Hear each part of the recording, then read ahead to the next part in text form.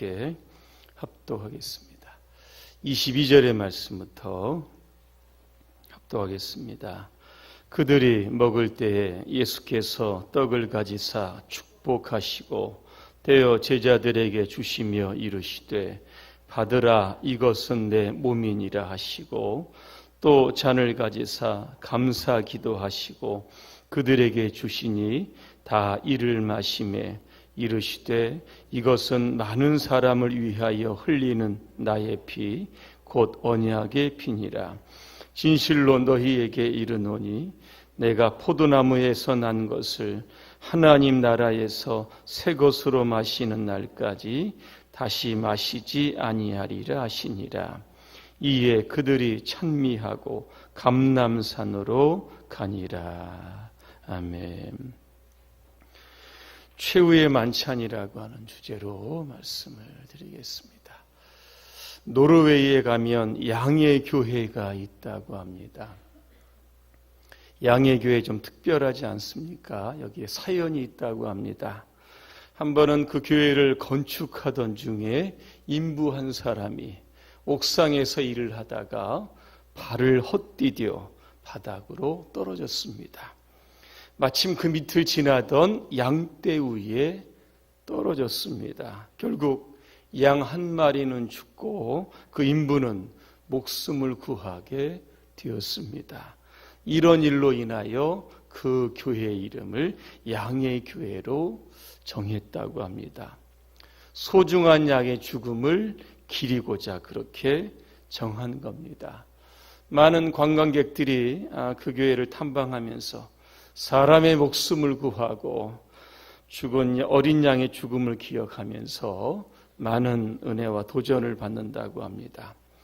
오늘 본문은 목요일 저녁에 있었던 최후의 만찬을 다루고 있습니다. 때는 유월절입니다. 유월절을 원어로 보면 페사흐라고 합니다. 영어로 보면 패스오버, 넘어간다는 뜻입니다. 우리말에는 넘을 유자에 넘을 월자를 써서 넘고 넘어간다는 뜻입니다. 출애굽 당시 애굽에 처음 태어난 것은 사람이든 짐승이든 하나님의 재앙으로 인하여 다 죽게 되었습니다. 그런데 문설주에 어린 양의 피를 바른 이스라엘의 가정은 그 죽음에서 벗어나게 되었습니다. 이 일로 인하여 애굽의 바로는 항복을 하게 됩니다. 430년 동안 노예 생활에서 탈출하게 되는 계기가 바로 이 유월절이었습니다. 그래서 이스라엘 백성들은 유월절이 되면 정월 14일부터 21일까지 7일 동안 유월절을 지키게 되는 겁니다. 해가 저물었습니다. 예수님께서 제자들과 함께 식탁에 앉으셨습니다. 자, 이 만찬을 시작을 하면서 주님은 제자들에게 폭탄 선언을 하십니다.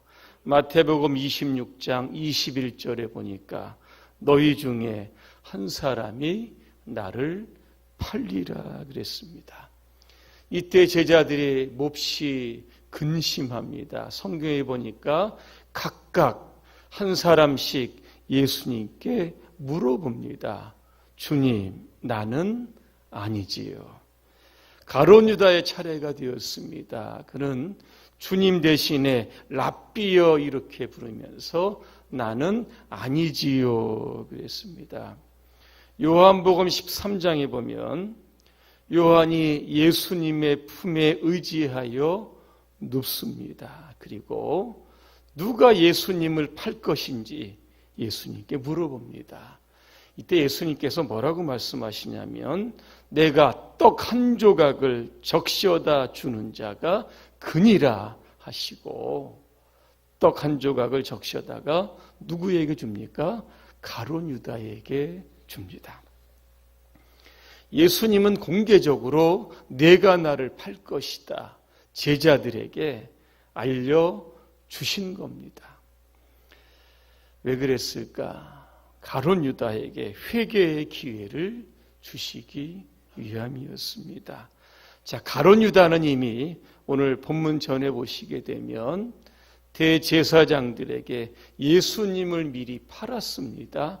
은 30냥을 가지고 있었습니다. 그럼에도 불구하고 랍비여 나는 아니지요. 여러분 이렇게 대답을 하면서 끝까지 자신의 범행을 은닉하려고 했습니다. 주님은 자신을 판 자에게 화가 있다고 했습니다. 가룟 유다는 어떻게 되었을까? 그 돈을 써보지도 못하고 자살로 그의 생을 마감하게 되었습니다.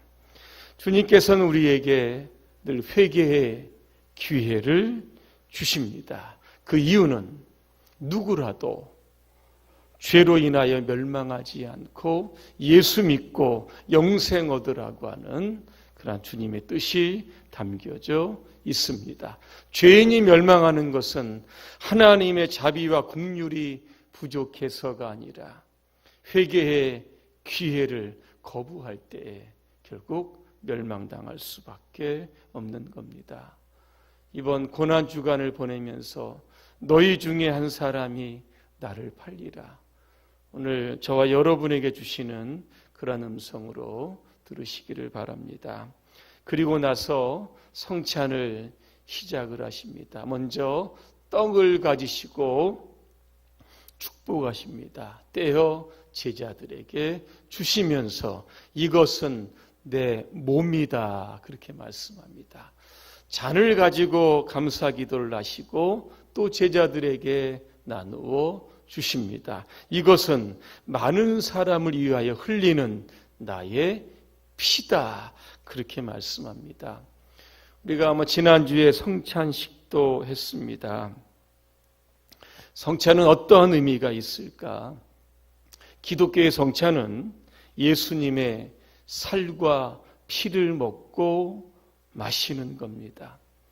예수님의 살과 피를 먹고 마신다라고 하는 뜻은 예수님이 내 안에 살고 계시고 내가 예수님 안에 산다는 뜻입니다. 음식을 먹으면 그 음식이 우리의 뱃속에 들어가 우리의 살이 되고 피가 되는 것과 같은 겁니다.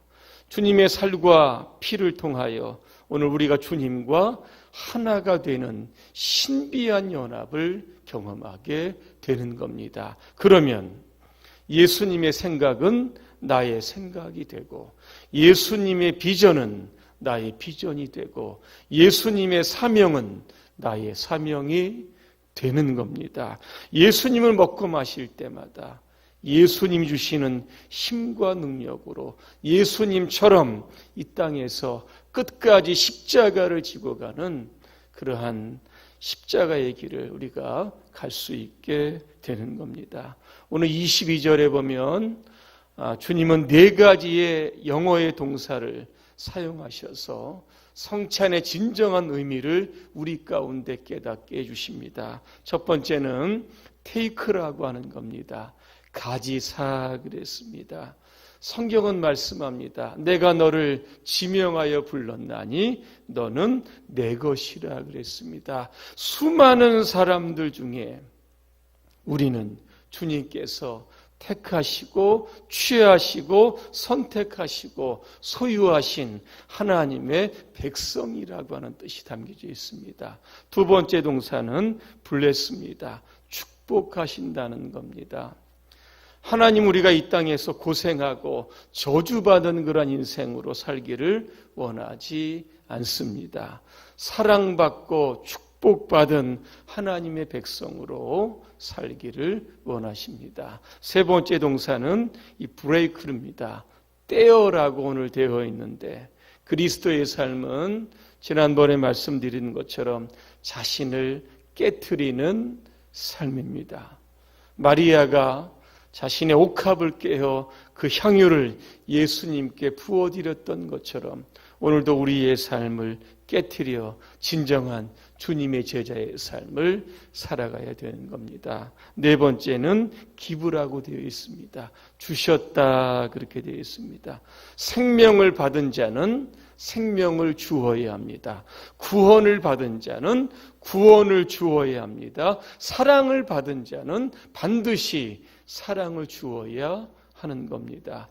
주님의 살과 피를 먹고 마시면 거기에서 끝나는 것이 아니라 성찬의 최종적인 목적은 나도 예수님처럼 내 살과 피를 누군가를 위해서 나누어 주는 겁니다. 어떤 분이 이런 이야기를 합니다. 천국에 가보았더니 사랑을 나누며 산 사람들을 보니까 목에 금메달이 걸려져 있다고 합니다.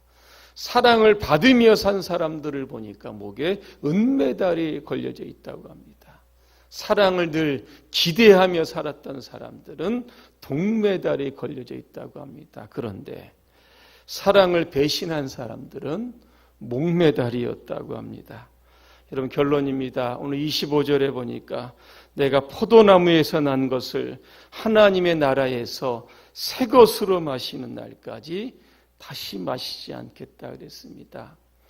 하나님의 나라에서 새 것으로 마신다라고 하는 것은 오늘 하늘나라에 저와 여러분들을 위한 신령한 천국의 잔치가 준비되어 있다라고 하는 뜻입니다.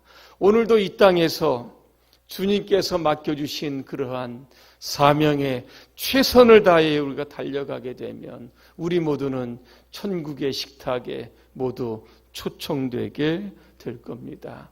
가룟 유다처럼 도중에 주님을 배반하지 마시고 끝까지 신앙의 여정에 잘 달리셔서 천국에 입성하시고 어린 양의 혼인잔치에 오늘도 주님과 함께 참석하는 저와 여러분의 삶이 되시기를 주님의 이름으로 축원합니다. 기도하겠습니다.